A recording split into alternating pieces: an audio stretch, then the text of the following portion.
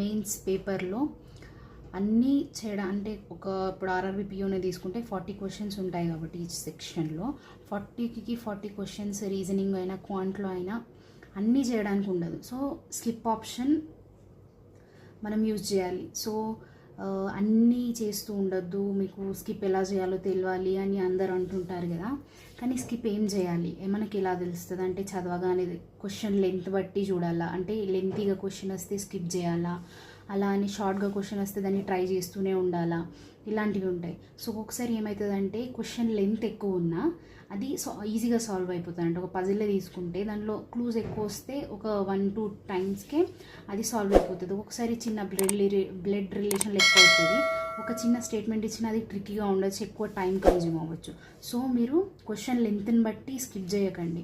Question లెంతీగా ఉంటే ఒకసారి చదవండి. సో కొంచెం ఇక్కడ మీ రీడింగ్ ఫాస్ట్ ఉండాలి. సో మీరు చదువుతూ